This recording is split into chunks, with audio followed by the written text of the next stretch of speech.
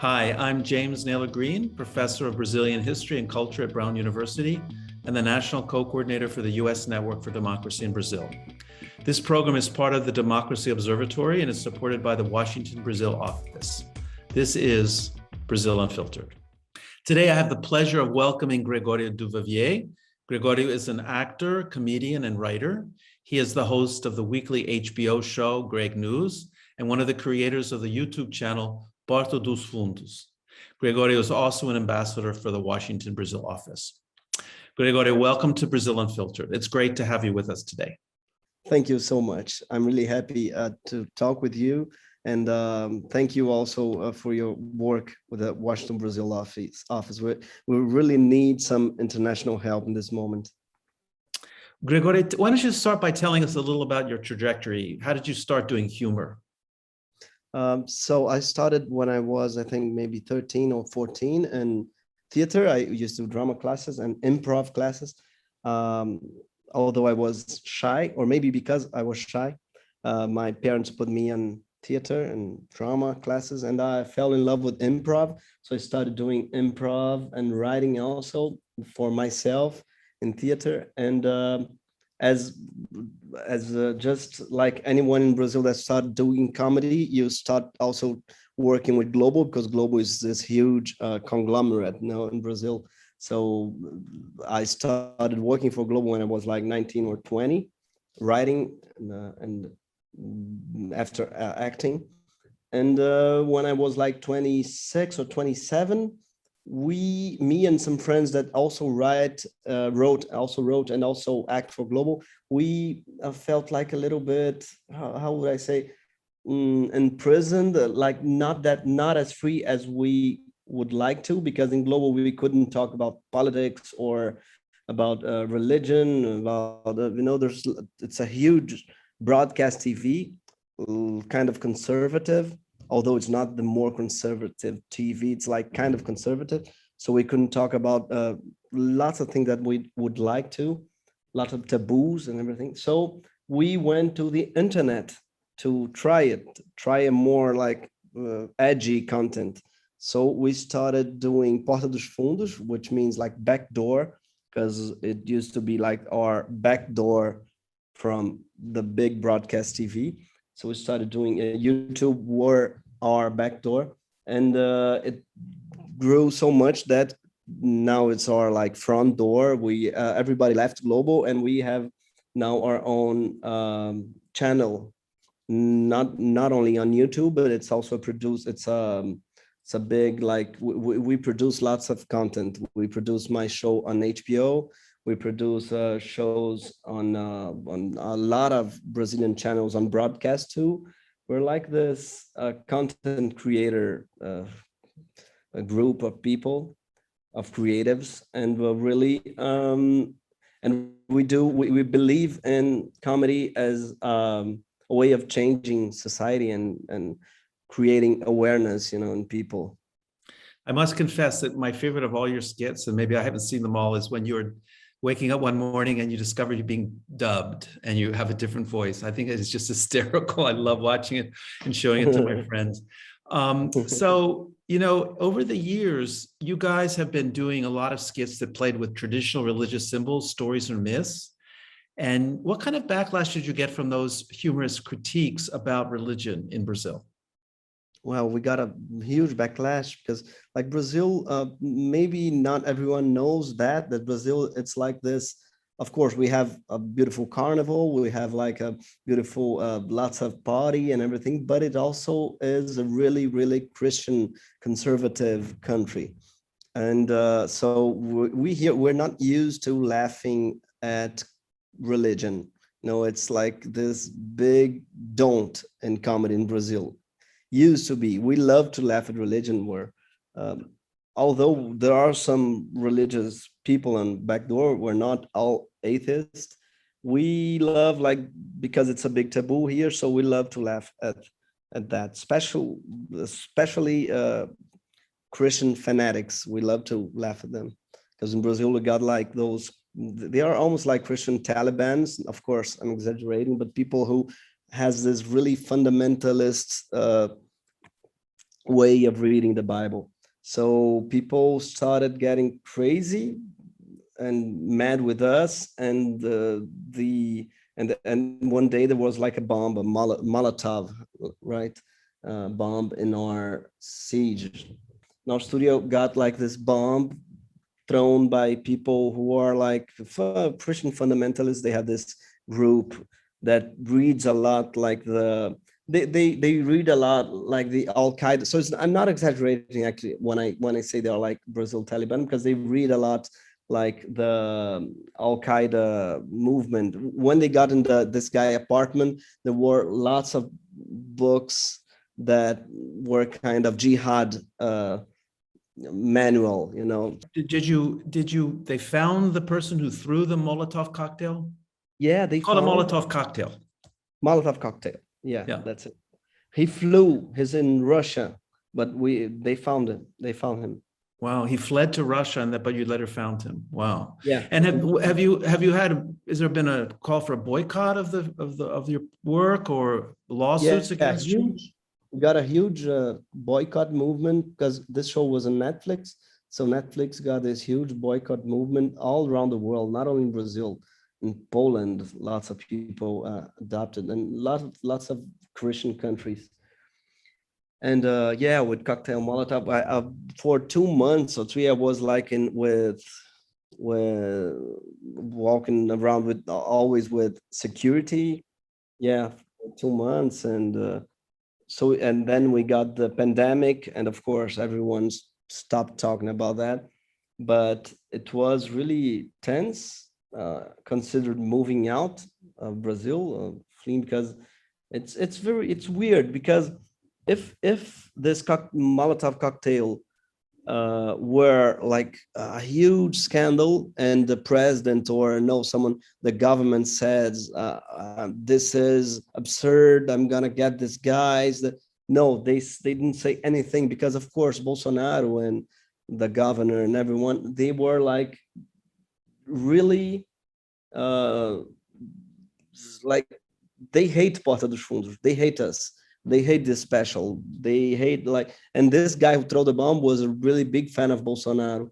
So it's like if the government hate us, and they like this kind of Molotov things. Like it's something that Bolsonaro really how to say, that's Brazil's Bolsonaro's Brazil, this movement, this guys. I think it's like the face of. Have there been other issues that you've raised besides criticism of religion that have also created controversy and opposition from the conservative forces in Brazil? No, the worst for them is, of course, religion, but I know lots of people, for example, and when they talk about abortion is a huge theme. We of course we talked about abortion, but they didn't get that furious, or maybe because the thing that got them really mad with us, which says a lot about them. It's not that we laughed about religion, because we always do. We had lots of skits, but we did this story where Jesus was gay, and which not as he's gay, not laughing at the fact that he is, but about the prejudice in the society of that time, Roman and everything, if he were gay. So they got furious with that idea, with that speculation. Even if we didn't show Jesus having sex, for example, no, just with that idea. And it's weird because the year before we did a Christmas special where Jesus used cocaine, and there were no problem at all for them. They didn't say anything. The big problem was the idea that Jesus could be gay. And yeah, so there's a lot of homophobia, of course. So you, through your humor, don't reproduce the cliches common to humor in Brazil, such as homophobic jokes. So Do you think do you represent, do you think, a change in Brazil in terms of attitudes towards homosexuality, a point of much more tolerance or inclusion? Is this just something that is Porta dos Fundos, or do you think this is really representative of your generation? I think it's a generation thing, but Porta dos Fundos maybe was the first of changing that, maybe. Yeah, because since the first sketch, something that we always compromise was not having a stereotypical gay character, which is omnipresent in the Brazilian humor comedy. Like every Brazilian show has this gay stereotypical character, and we didn't. So that was already a big change. When we have a gay character, like, that's not the fun thing about him, you know. It's not the way he talks. We didn't have like all, because and also women too, because Brazil is still a big thing, like men in wig, and you know, men doing women in a way like kind of a blackface, but with women. I don't have a word for that, but we know the big lipstick and a huge, and doing like a really dumb woman generally. So we don't have that. And I know it sounds weird, maybe for an American. Brazil's really strong, like this idea of men, men dressed as women is funny for Brazilian, you know, for lots of people used to think like that. And men also dress like a stereotypical gay male. It's also for a lot of people still funny. And still things, you know, if you go to the global, not that much today, but Record or SBT, the other broadcast company, they still doing the same jokes about gay people in the same way, precisely, like the same jokes. Actually, it's not even new jokes.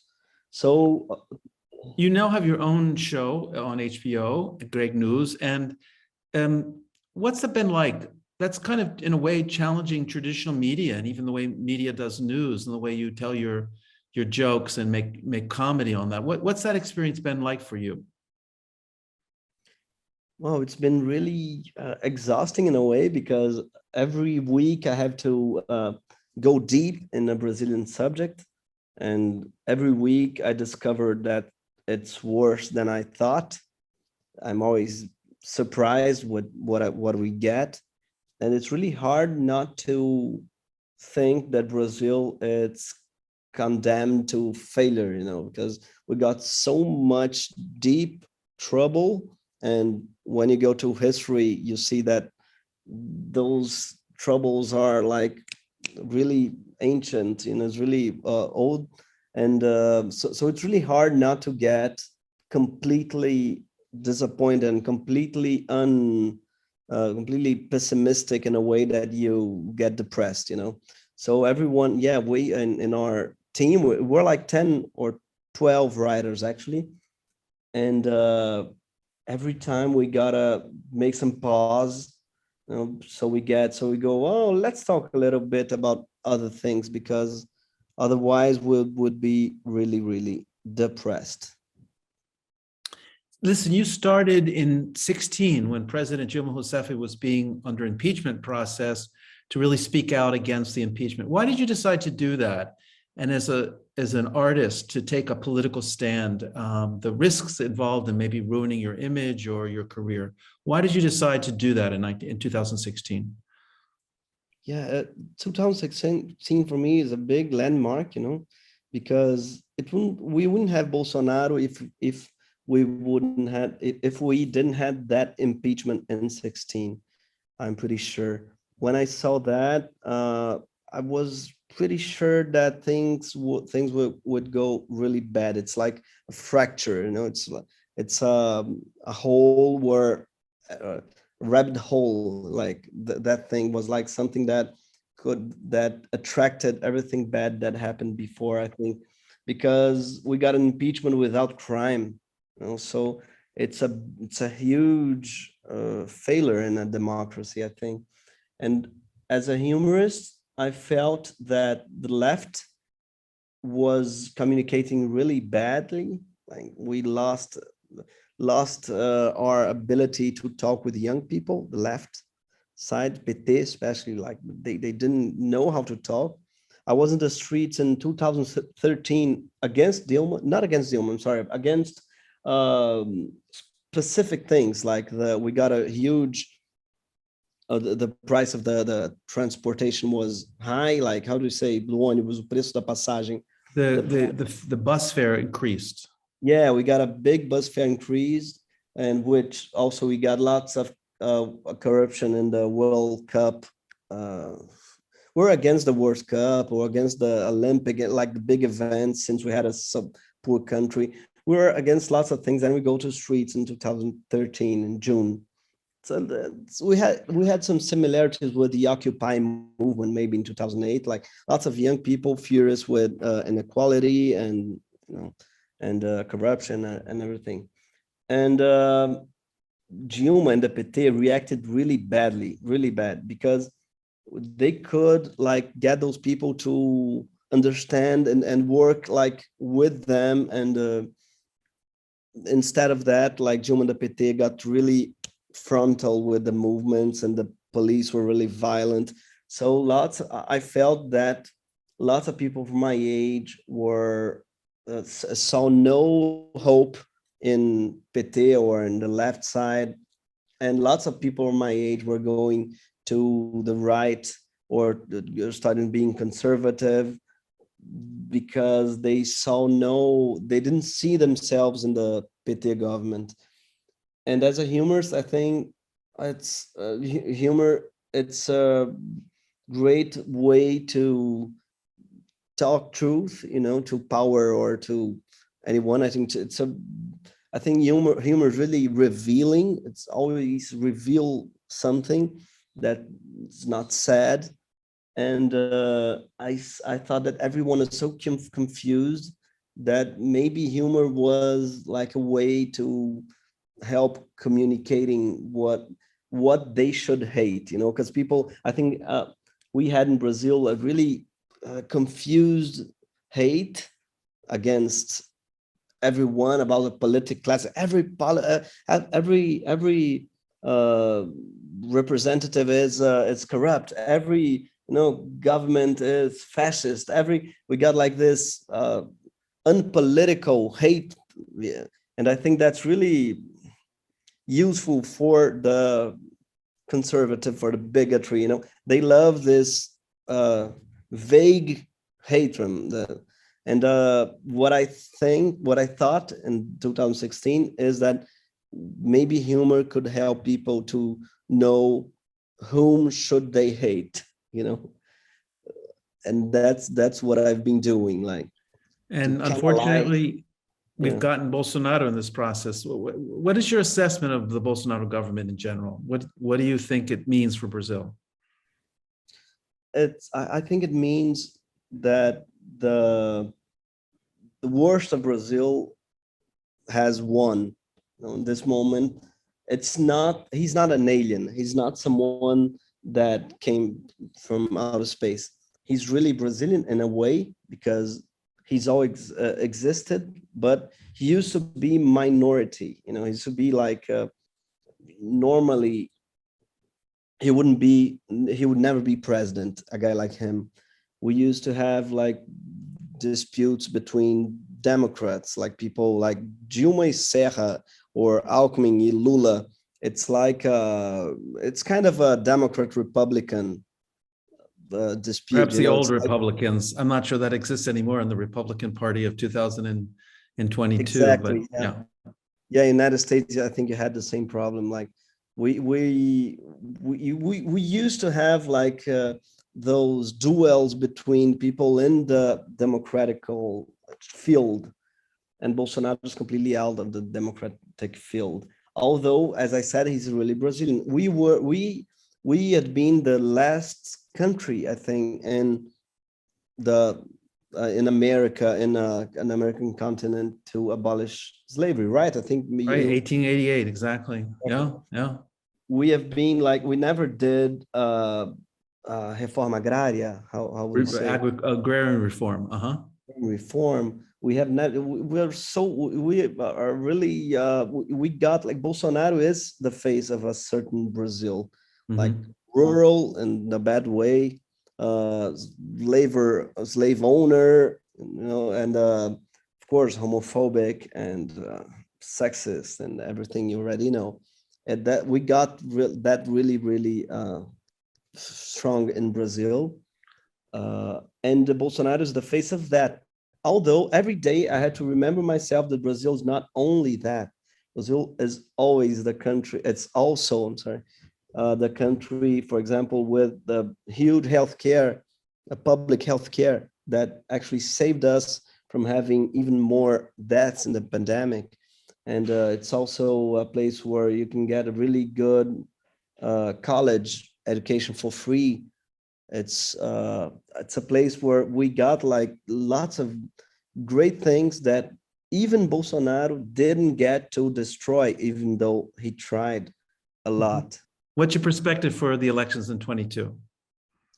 Well, I'm so optimistic that I'm getting worried with my optimism, because it usually doesn't work well when you're so optimistic. So I'm trying to get a little bit more pessimistic, because if the election were today, Lula would win like with a huge margin, I think, if it were today. But we got now like 6 or 7 months where Bolsonaro's gonna play really dirty, né? He's gonna play, I just say in Brazil, vai jogar sujo. And he's really good at misinformation. He looks a lot like Trump in this way, but Brazil may have more freedom to misinformate. Like I know United States is also really liberal with information, but like now in Brazil, we have like this, he has this huge, we call hate cabinet, o gabinete do ódio, which is people like that works for him just to create fake news or create conspiracy theories against anything. And they have this huge network that they create in WhatsApp, and worse, Telegram, because Telegram, we don't even know exactly where it's located. And we know his owner. The Brazil Justice tried to talk with them. They don't even answer them, Brazil Justice. So we know that they got this huge network that we don't even know the size, where they get their story really fast in the cell phones of millions of people. But what we saw on the pandemic is that it's not enough to create narratives when the reality is so hugely, in the face of people. Like people got hunger, came back to Brazil. People are hungry. There's no narrative to make them, not hungry. There's no narrative. You have to really feed people so they change their idea. So the reality in Brazil actually got Bolsonaro, like, it's gonna make him fail, I'm pretty sure, because in 6 months he can create the narrative he wants. Unfortunately, he's not gonna get how to feed people and get them employed, in 6 months or 7 months. It's not possible. He lost the time. He had 4 years and he didn't do like anything. Gregório, there are lots of very curious figures who've come to the fore and resurfaced during the Bolsonaro government, most likely, except for Brazils living in the United States or Brazil specialists like myself, most educated people in the US who try to keep up with what's going on in the world would only know about Bolsonaro, which the press calls the Trump of the tropics. Perhaps the far-right ideologue Olavo de Carvalho, who just passed away of COVID, most likely, even though he was a COVID denier. And maybe if they're really paying attention, they know something about Sergio Moro, the judge who oversaw the car wash investigations that jailed Lula and blocked his presidential candidacy, and then became the Minister of Justice under Bolsonaro, is now running for the presidency, even though the Supreme Court ruled that he was biased against Lula in the trial that put him in prison. So I'm going to play a game with you, if that's okay. I'm going to give you course. the names of prominent Brazilian personalities, and perhaps you can tell our listeners who they are, a bit about them. Okay. And if you agree to this, let's start with Bolsonaro's sons. How do you explain them to a US audience or an international audience? Yeah, that's really specific. That's true because Bolsonaro has four sons, actually five, but one is a girl, and he says, "Oh, I'm sorry, I failed, and I have four boys, and then I failed, and I have one." He says that, so I'm not gonna talk about her, even also because she's really young. She's the youngest. But from the four sons, there's they all work like for him, even though they are deputies, representatives. I mean, they don't work in the Congress, even though they should, but they don't. They work for him. One, Carlos Bolsonaro, which is famous like as the most crazy one. He tweets things that are completely incomprehensible. Like it's impossible to understand what he tweets, and it's kind of surrealist, and he really looks mad. And he's a guy like from social network. He may be the most important for Bolsonaro because he's a social network phenomenon. Not like he's, he got big on Twitter and for the social net before anything. So his son Carlos is maybe the most important of them because Bolsonaro he, gives them numbers, doesn't he? yeah, he gives it, yeah, exactly. Although I didn't know that he's a, yeah, he's a third, I think. 03. They call like the 01, 02, 03. No, he's a second. He's a 02. Although he's the 01, he's the most important, like the most close to the president. He has like the Twitter account. People already proved that it's not Bolsonaro that tweets, it's him. So Uh-huh. he's the guy that tweets for Bolsonaro. Um, the 01 is Flávio Bolsonaro, which is involved in corruption, lots of scandals. He got really rich, and he says it's with a chocolate store, although it's obviously not, because people don't get rich with one chocolate store, and got millionaire. And he's also involved with the militia, like the people, that kills. In Brazil, we got this mob, which we call militia. It's kind of a mafia, Brazilian mafia, which Bolsonaro is really close to. Uh, and Flavio's the closest one. He got, when he was a deputy, he got lots of medals for mob people. He hired people from the mob in his cabinet. So he's maybe the most dangerous and most corrupt one. The 03, Eduardo Bolsonaro, is the one that they think it's the most smart, maybe the most intellectual, because he speaks a little bit English, and he always goes to the United States. He's so fond of the United States that his daughter is called Georgia, because it's used to be a Republican state, which is funny because just after he called his daughter Georgia, Georgia swinged and elected Joe Biden. So he's not very lucky, and he's like the most American one. He dreamed of being ambassador, and Bolsonaro was going to nominate him ambassador, but he couldn't. It was so absurd. Everyone said that doesn't exist. The Itamaraty, which is like our foreign office and everything, said it wasn't possible, and also said so he didn't.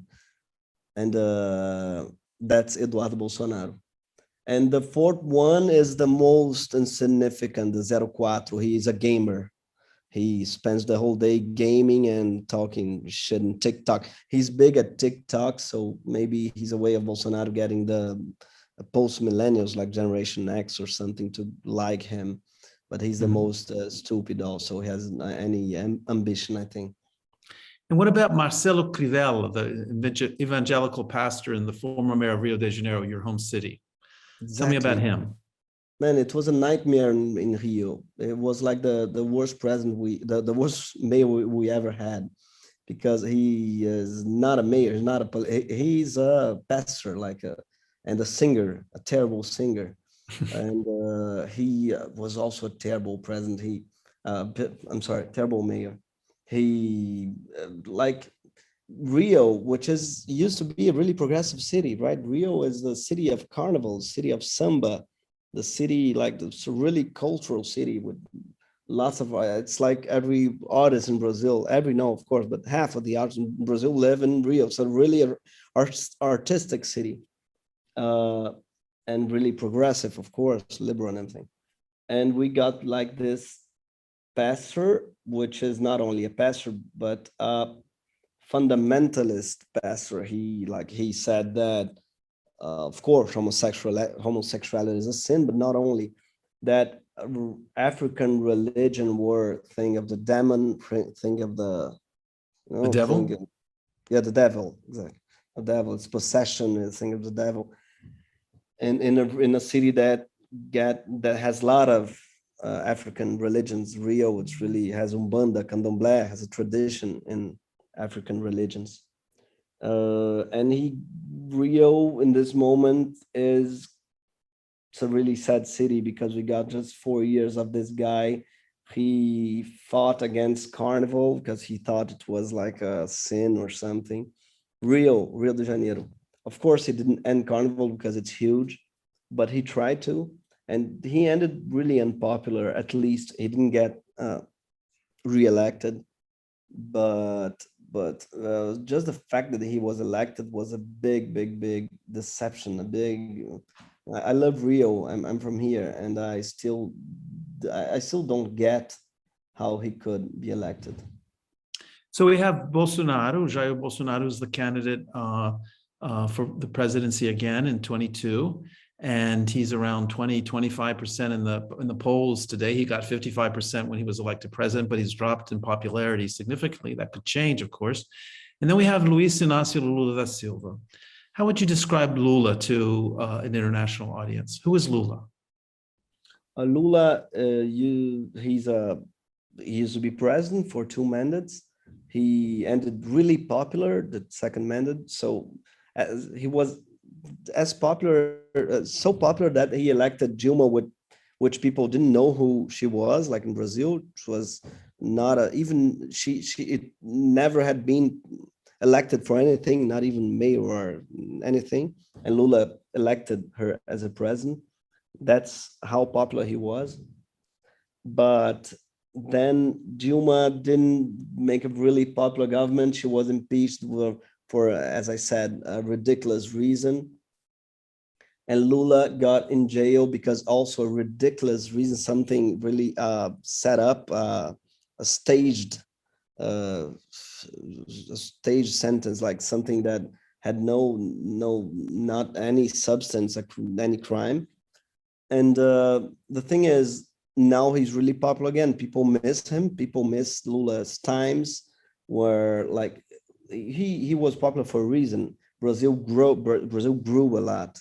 Brazil grew. Lots of people were employed, and he ended hunger in Brazil, which is huge. Brazil had suffered a lot with the hunger and all over his history. And Lula ended the hunger in Brazil with just a program called Fome Zero, zero hunger. And then also he put lots of kids in school with Bolsa Familia, which is like it's a universal income, but not universal, just for people who put his kids in class. So lots of new families put their kids in class and didn't starve from hunger. So it was really popular because he did like something that anyone never did in Brazil, which is fight misery, fight inequality.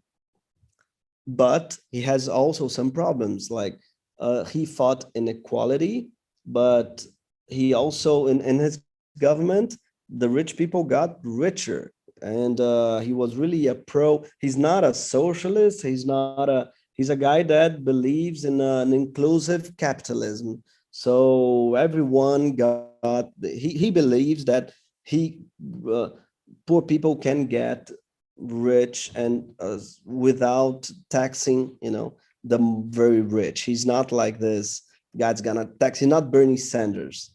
He's more like in the United States. I don't know. It's really hard to compare, but he's like he would be a Democrat, maybe the right wing from the Democrats. But in Brazil, we got so much far right with Bolsonaro that Lula, which is a center left, is considered by a lot of people like an extremist, like an extreme right, which he isn't. And that's why I used to criticize him when I was young. Used to criticize Lula because he was a centrist.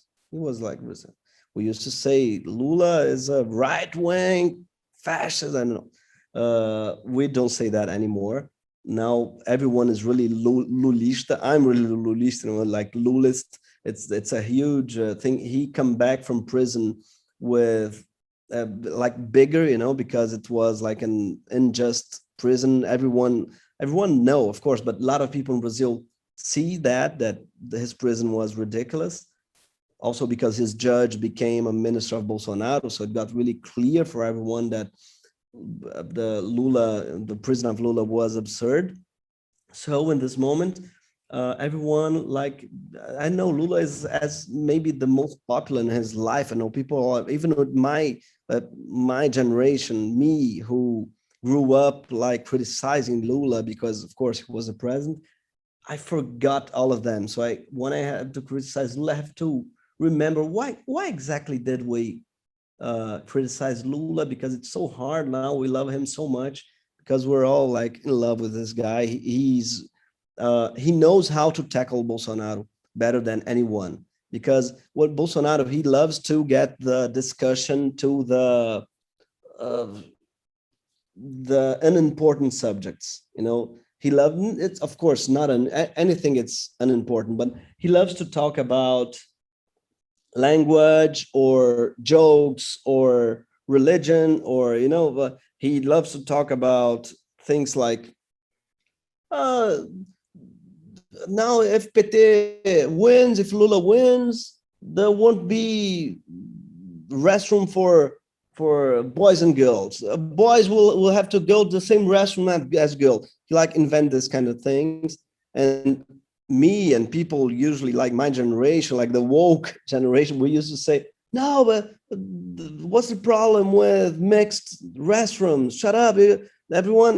We like go and we argue with him in his field, like, which is like the field of that he wins in Brazil, because Brazil is kind of conservative in those gender, for example, subjects.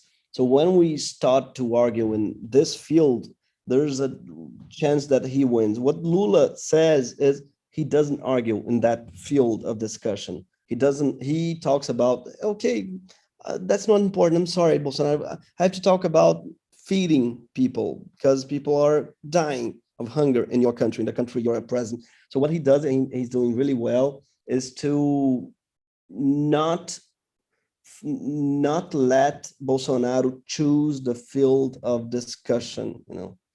He's getting the discussion where it matters the most, which is like employment and food and money, of course, salaries, inflation. Brazil's facing a really big inflation, 10% this year of inflation. And so what Lula is saying is, let's discuss that. Let's discuss people having a better life. And that's why he's big. Gregório, there are mainstream press calling for a third way. In other words, people who are a candidate who would not be Lula or Bolsonaro. Can you explain the concept to our listeners and viewers? I know you did a really wonderful show on the third way in Portuguese, but what are they talking about when they talk about the third way between Lula and Bolsonaro? Yeah, the third way is a media obsession in Brazil. Every like big media channel saying, well, we have to have this third way because they think Bolsonaro is an extremist, which he is, but they think Lula is also extremist, which he isn't. Lula is kind of a centrist guy, as I said.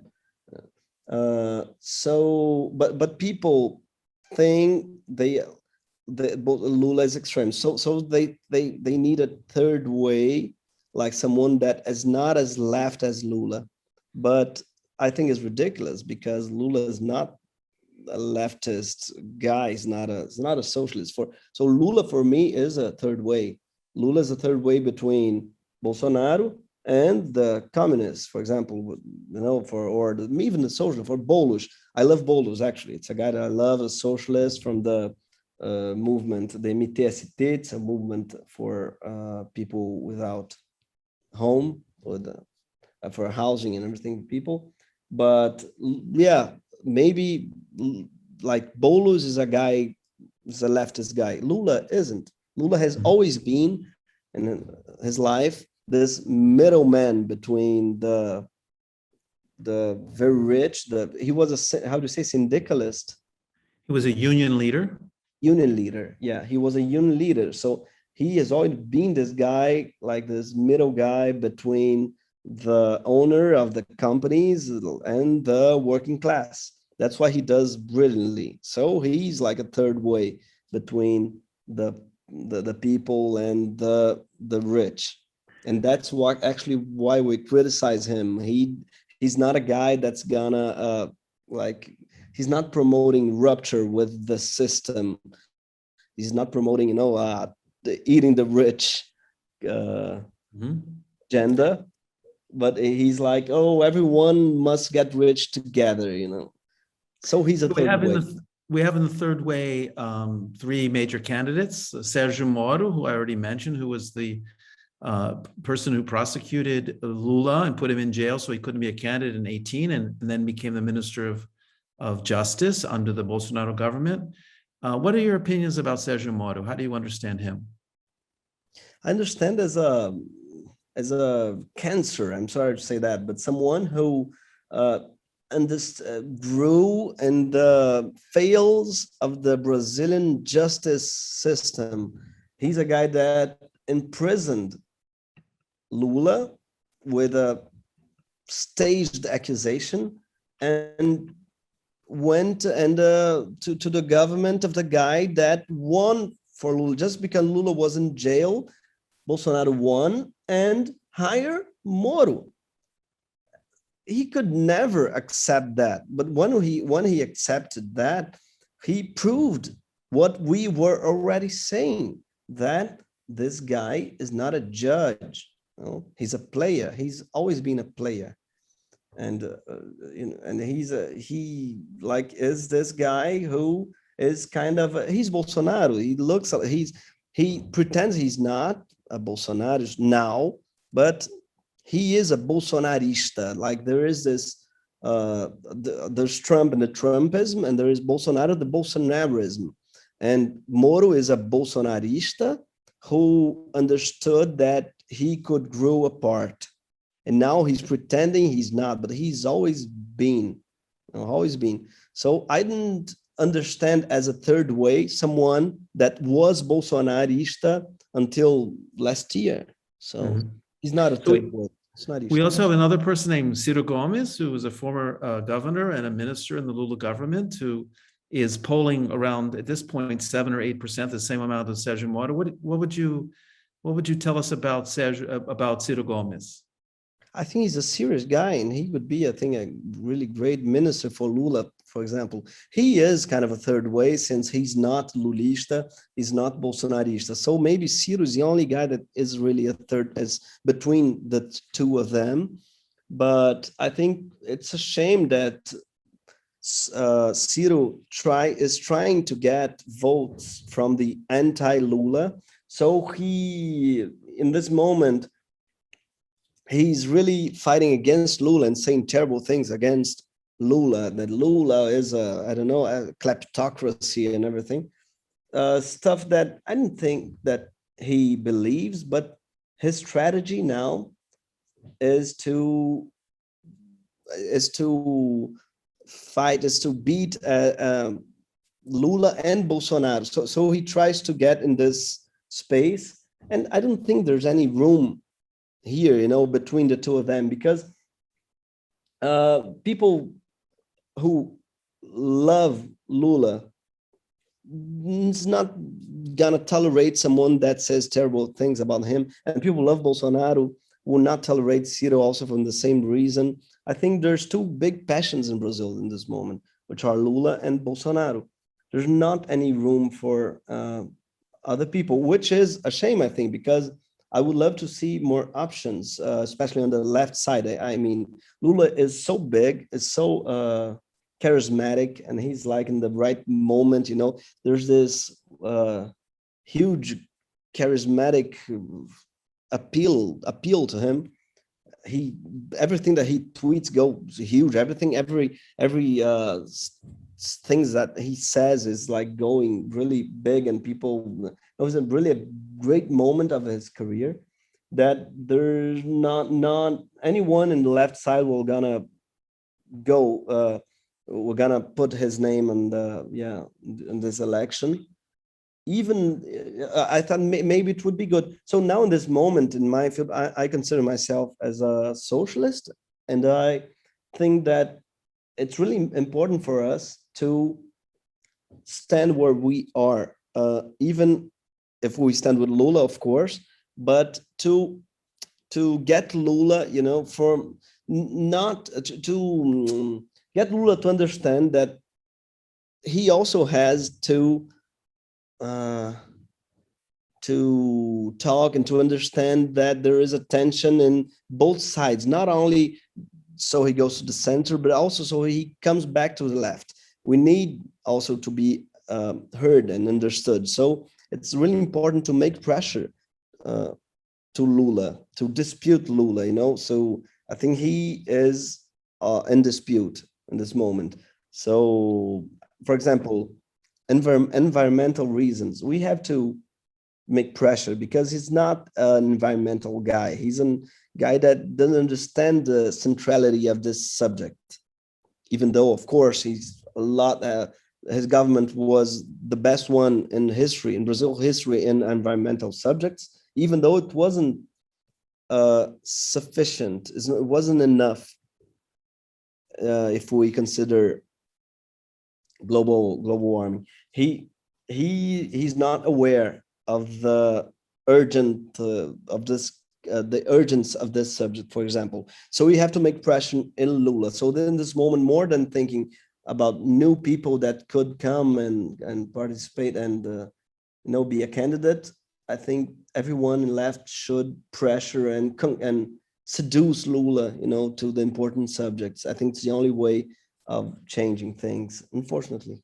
So there's one other final candidate in the third way, which is João Dario, the governor of the state of São Paulo, who is doing very poorly in the polls, coming from the Party of Brazilian Social Democracy, which had produced the president Fernando Cardoso, but he's not doing well. Do you think he has any chances at this point either? No, not at all, not at all. Yeah, because there's a lot of worries for him. He did a great job vaccinating São Paulo. São Paulo was the first state vaccinating, and Doria made a great job vaccinating everyone. But he's not a national-wide candidate. There's lots of I think problems with his candidacy. For example, people don't know him, and Northeastern, for example, people don't know, and people who knows him understands him as a really São Paulo guy, And Brazil has a trouble relation with São Paulo.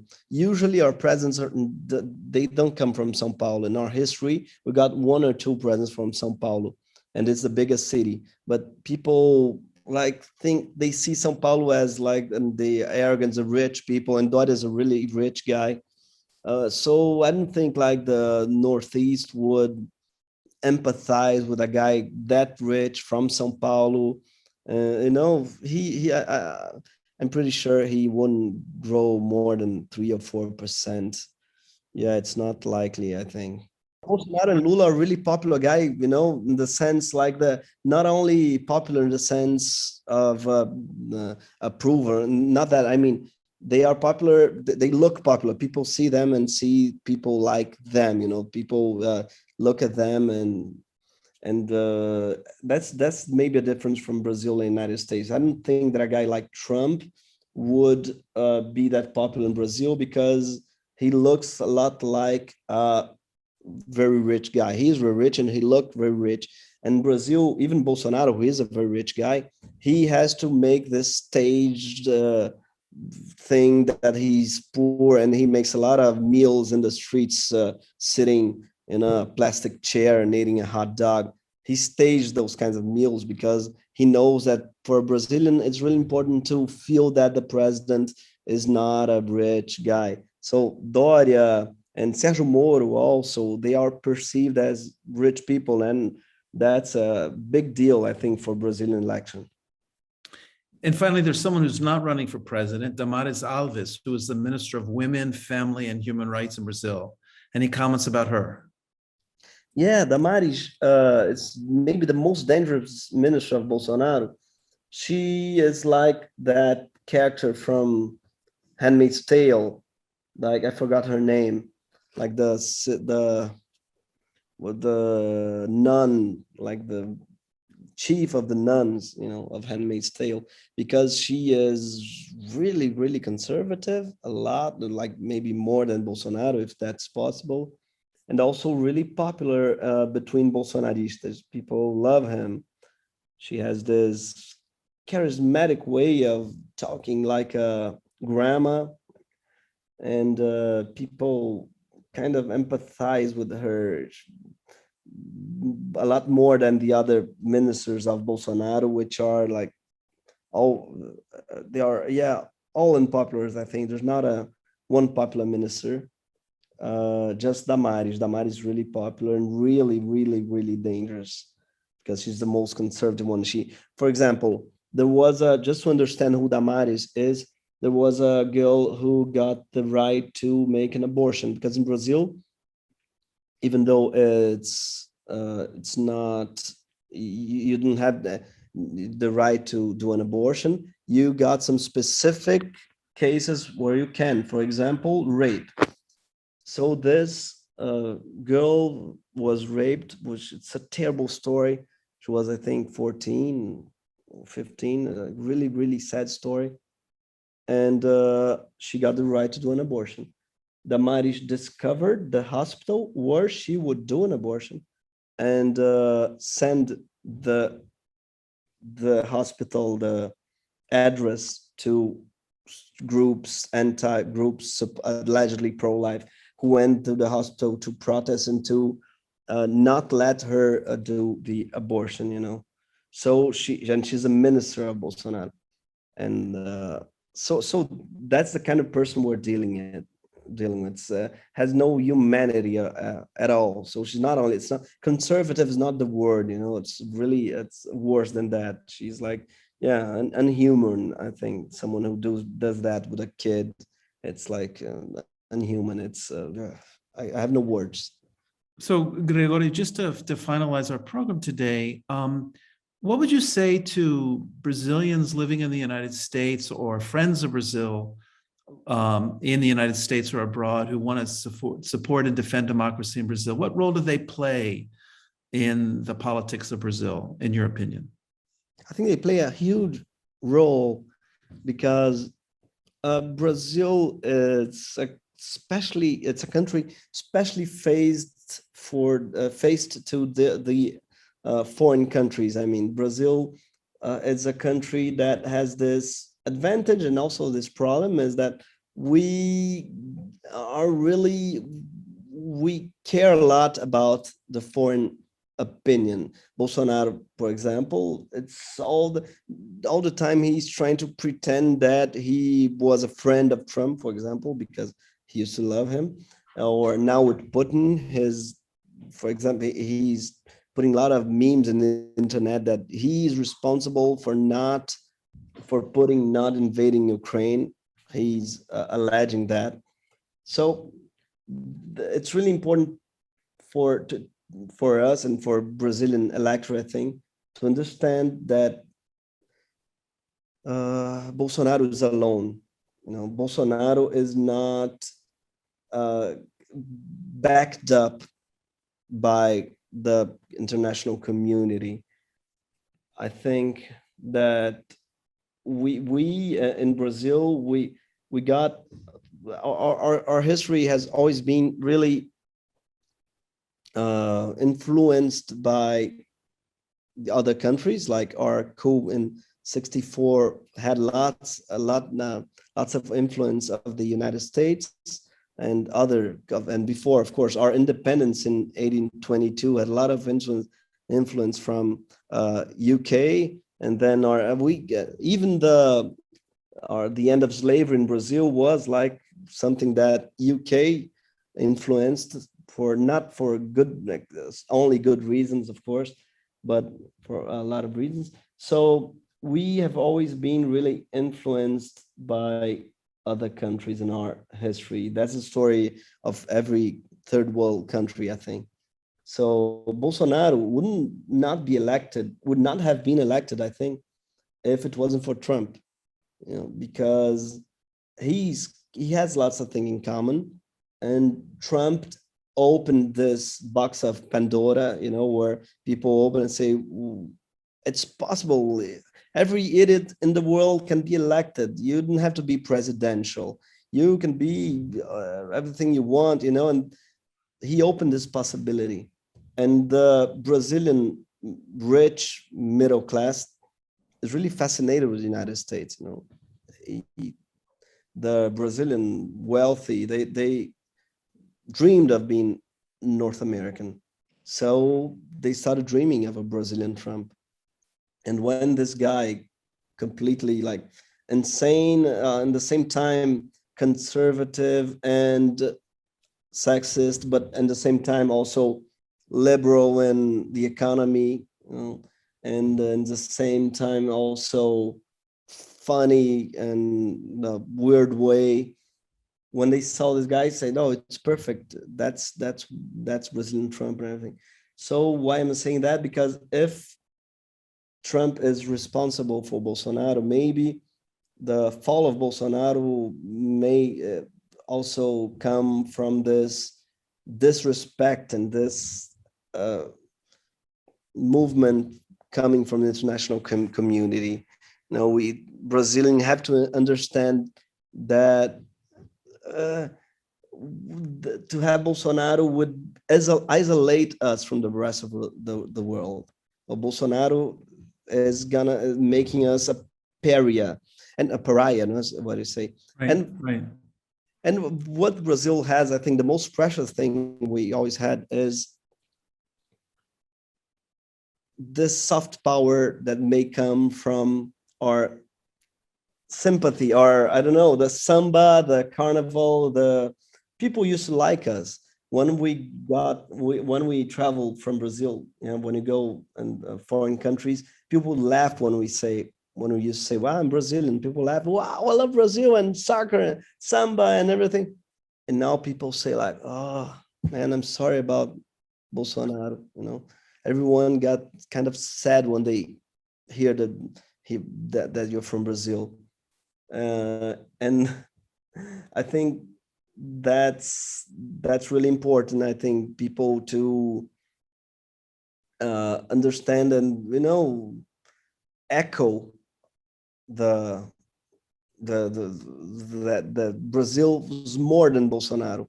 That's what I dream. Exactly. People are not. I'm really sad that people now understand Brazil as Bolsonaro's land. Because Brazil is. Let's hope that changes, and then in 2023, people start having another image of Brazil. Gregório, I want to thank you so much for joining me today on Brazil Unfiltered. It has been really wonderful to have you here. And thank you for being an ambassador of the Washington, Brazil office. And we'll keep in touch. Thank you so much for the invitation. And let's hope for a better Brazil in 2023. I hope you enjoyed the interview. We have many exciting things planned for this year. Brazil Unfiltered is part of the Democracy Observatory and supported by the Washington, Brazil office. Later this month, the channel will debut a monthly program called Dialogues for Democracy, or Diálogos pela Democracia, that will feature debates between experts from Brazil and the United States. Stay tuned. And if you're watching on YouTube, don't forget to like the video. And if you have not yet subscribed, please do so. If you're listening on Apple Podcasts, please give us a 5-star review to help other people find the program. Until next time, até a próxima.